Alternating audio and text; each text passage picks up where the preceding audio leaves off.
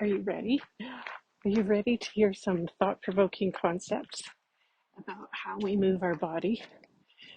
I'm Linda Gee-Hesketh, and I'm here as a mom, a wife, a grandma, and formerly trained as a kinesiologist. So the science of human movement, but also a world traveler. So I'm going to bring you concepts based in Ayurvedic medicine, traditional Chinese medicine, different cultural thoughts on movement, and hopefully inspire you to apply some of these really simple principles that are so cool, and they leave us feeling so good.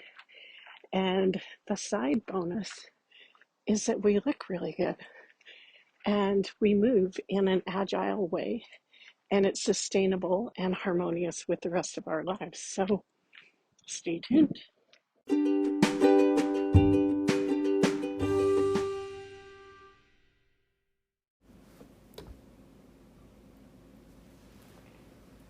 I'd like to get this kind of change in my body.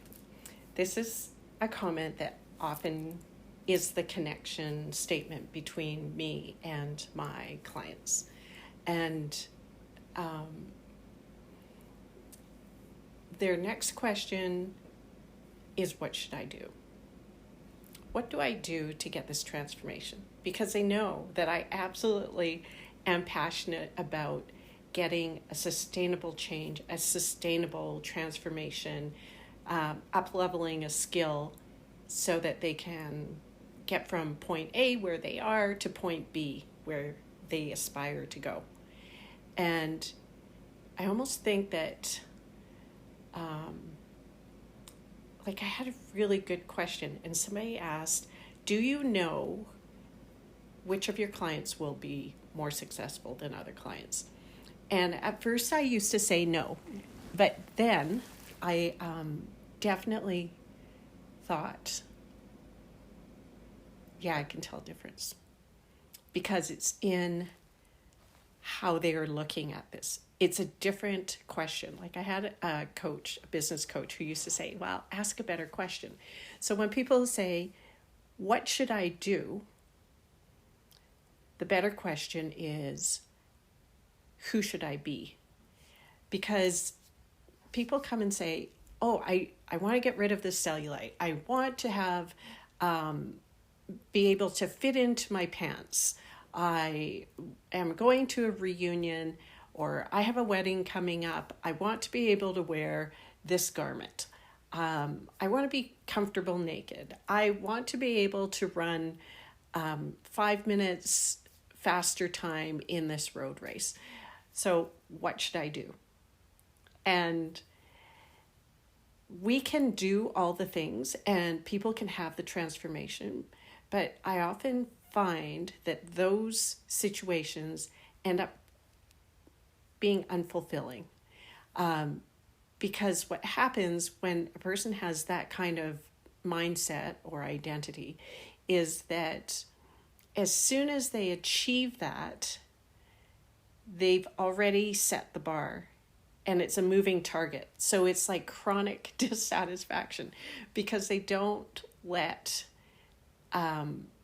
it land that they've accomplished that goal, or turn around and look at how far they've come. Like this is one of the things I've started to do on my hikes or my really, really long walks, is about every 10 or 20 minutes, I'll stop and I'll turn around and I'll look and see how far I've come. And it's actually amazing how much ground you can cover in 10 minutes or 20 minutes.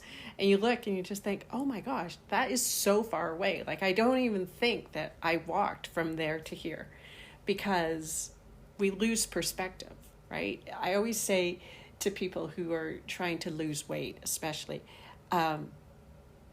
it's so ironic that the person who wants it the most, the client, is the person who sees it last, right? Because it's so gradual on them. But the person who hasn't seen them in a year is like, oh my gosh, what have you been doing? Or what is different about you? But yeah, it's unfair. one of the ironies in life. But I have people say, oh, well, as soon as I have that gold medal, or as soon as I'm number one on the ladder, or as soon as I win this, or as soon as I do my 10K in under 60 minutes, or as soon as I'm able to lift my body weight, or as soon as I can do 22 push-ups, then I will be so happy. I will be so diligent about drinking my water. I will be doing all these things as soon as I have that goal. And this is the wrong way to look at it, because when you embody the person who's already experiencing this and you can create the feeling, then you can have it. So you be it, then you do the things, and then you have that experience. People think, oh, if I have that, then I'll do this, and then I'll be happy. And it's the wrong order, and it's not sustainable, and it's not long-lasting. And so I want to use a word stronger than mindset. It's not a checklist about what we do, or it's not a mindset about how to think or affirmations to say on a daily basis. It's a being, it's identity work, it's embodiment of someone, a version of yourself, a version of our future self who's already experiencing this. So for example, today is Friday. I know that today is Friday. And so no one's going to argue that. Like, I have evidence. I absolutely know what it feels like. I know what my routine is. I know what to expect. I know the dynamics of my household. I know what's going to happen because today is Friday. So I know those feelings. I have these expectations. I make a plan. I take these actions based on my belief. So if I believe that it's possible to not have any more cellulite on the legs or on the belly or wherever people might have it, then I will act a different way. And I will have it. But if I just think, oh, what is it that I should do? Let me Google this. Let me sign up for this,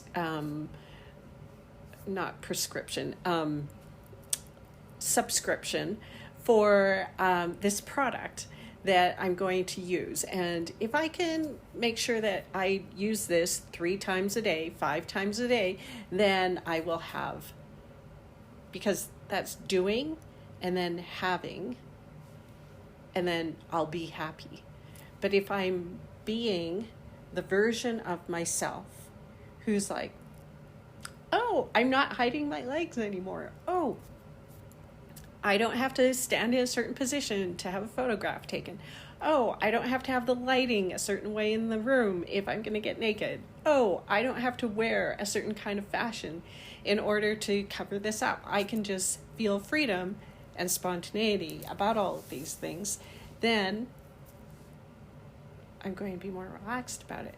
Then I'm going to invite the transformation to actually happen. Then I'll have it.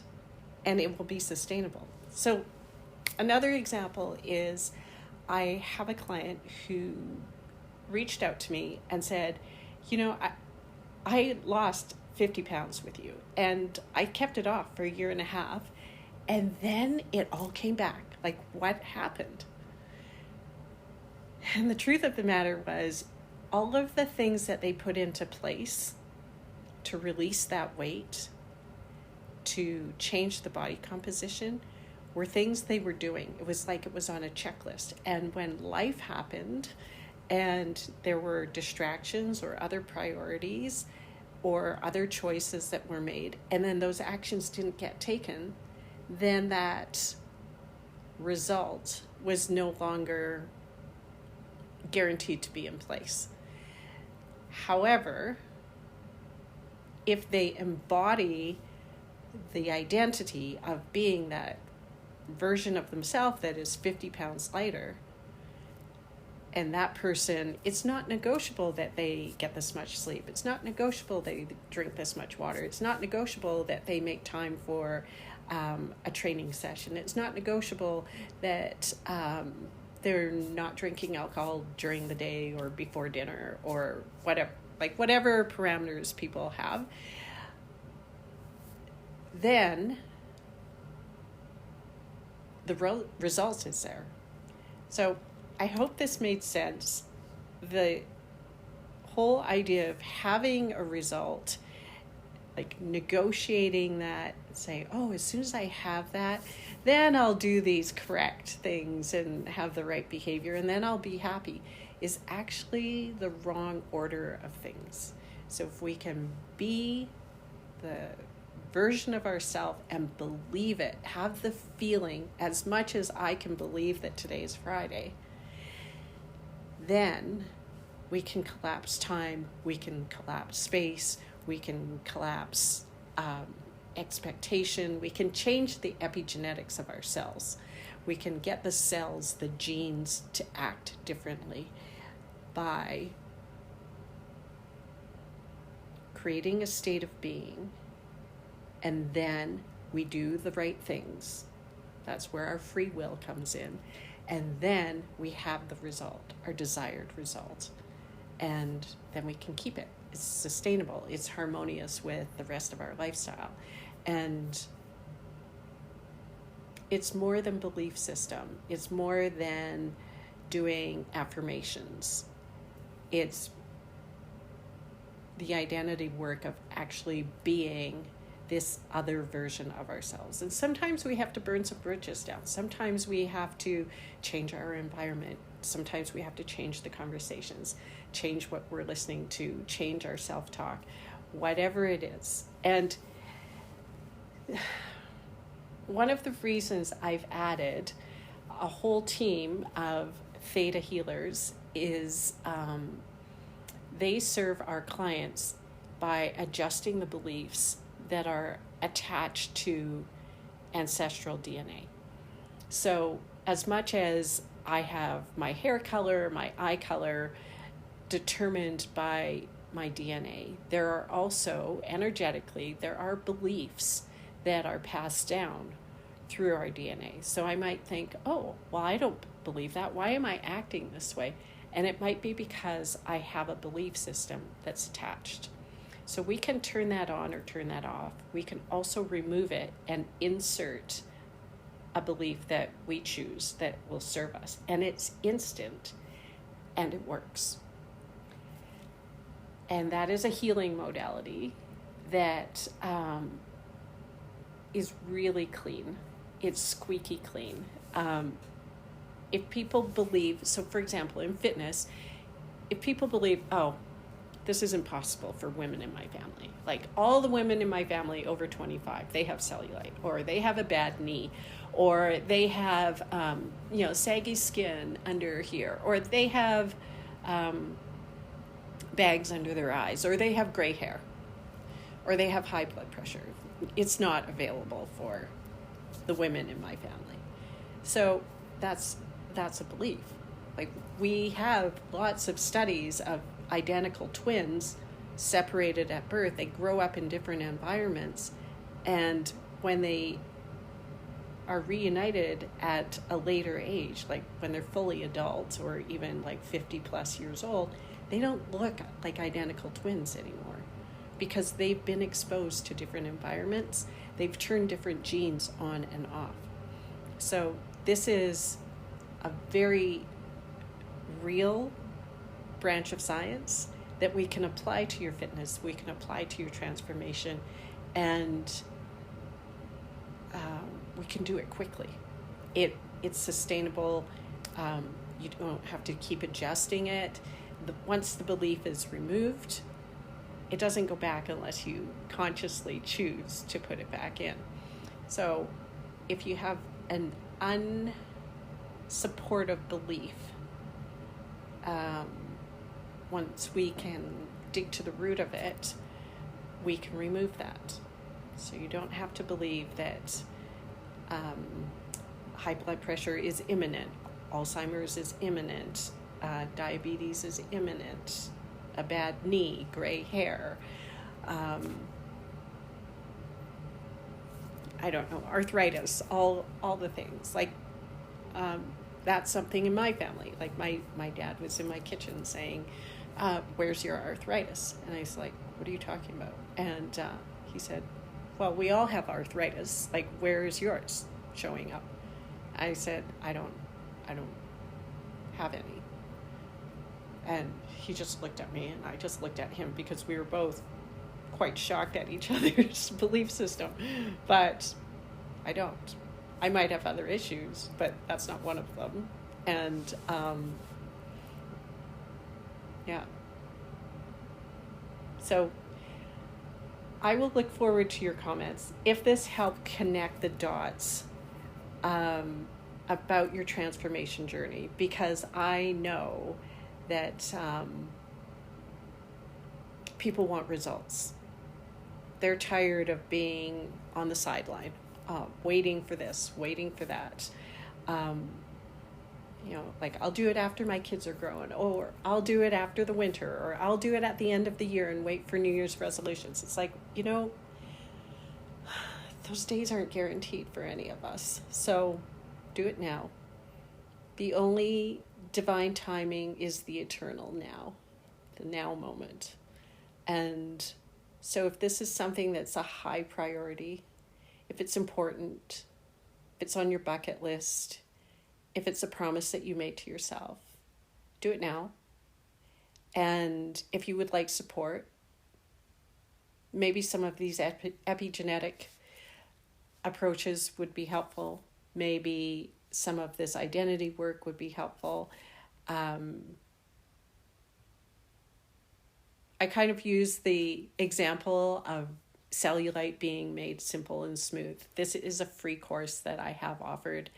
Coming up, it's going to be served up live, and then it will be a recorded self-paced program that's available. If this is of interest to you, send me a message and I'll make sure that you're included, and we will get you to some relief on your bucket list, or the promises you've made to yourself, or the things that you've been putting off. We all do it.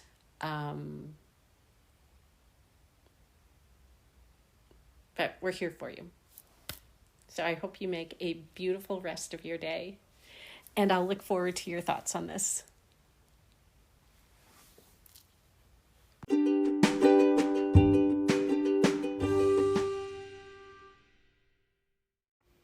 I hope you enjoyed our time together. If you'd like to deepen some understanding or continue to have shared experiences together, I invite you to connect on my website. It's www.lindagehesketh.com, and there are some freebies on there. Also, I'm on Instagram and Facebook as Linda Gee-Hesketh. And if you're on Facebook, there's a free Facebook community group. It's called Celebrating Delicious Movement Podcasts. And I look forward to connecting with you some more.